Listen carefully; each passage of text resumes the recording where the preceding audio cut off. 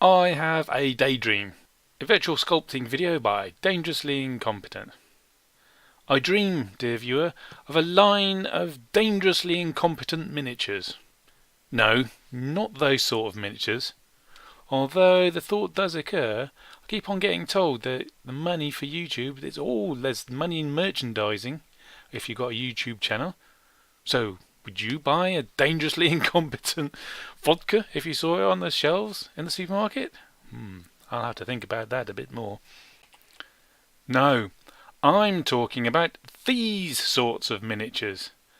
Miniatures for real men and women and kids who are not afraid to play around with little plastic soldiers and fantastic beasts of all kinds. And today, dear viewer, my dream of a dangerously incompetent line of tabletop miniatures got one step closer. By the way, this is a Night Stalker Butcher from Mantic Games.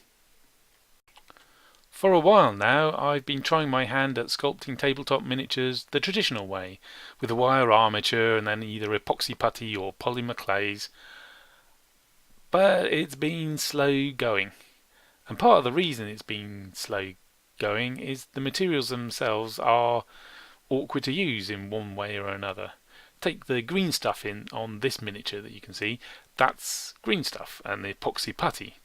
It comes in two parts, you mix it up, and then you sculpt what you want, and it sets. But when you've just mixed it up, it's quite soft, and it won't support its own weight. It'll droop if you make a spike or a sword or something. And yet at the other end, within 30 minutes, it's setting, and you can't sculpt details anymore into it because it's set hard enough that you can't do it. So you've only got a very limited period of time, measured in minutes, to do the part of the sculpting that you want. And then polymer clays, which is the purple stuff, that happens to be Fimo, has other problems. Although you can push it around all day and sculpt it and smooth it to your heart's content all day, all week, all year in fact, it doesn't set until you stick it in the oven for a bit. But it's really rather fragile it's not very tough. So in thin parts, like those claws on that miniature, it's quite fragile and easy to break off, whereas the green stuff is quite tough. And the Fimo and polymer clays in general aren't very sticky, so they won't stick to the wire armature on their own, and it takes quite a bit of work to get it to stick to itself while you're sculpting it while it's still soft before you bung it in the oven and harden it up. You end up using each of the materials in turn to do what they're good at and to cover up the weaknesses of the other materials. Take this miniature for example, which is part way through. You can see that there's a wire armature, that's the sort of base level, and that's what you set the pose with, and then on top of that I've put some green stuff because that sticks to metal much better than a polymer clay. I've done a thin layer of that all over the wire, and then I put on one of the arms and one of the legs, I've put the bulk part of the sculpture, doing the arms in a polymer clay. This is super sculpy. And then once I've completed that layer, I might go over it and put some more super sculpey in and do a few more details, or maybe some green stuff to do some details.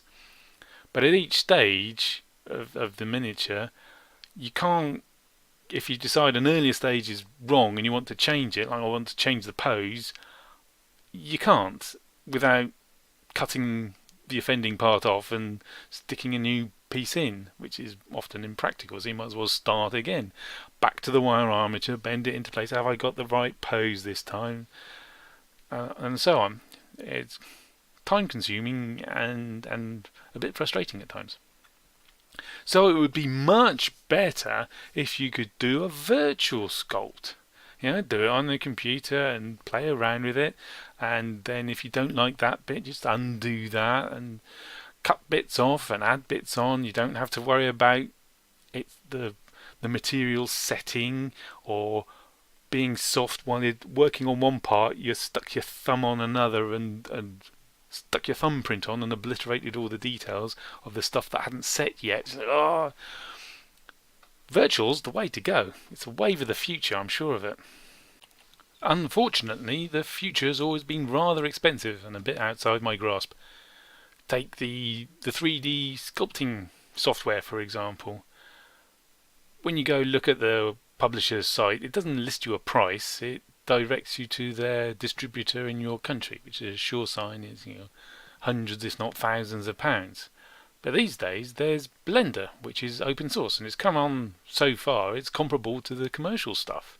I mean, there are professional sculptors out there using Blender, and it's open source and free to use. Free for me to use, free for you to use. Great! Right, that's one bar to my dream got rid of.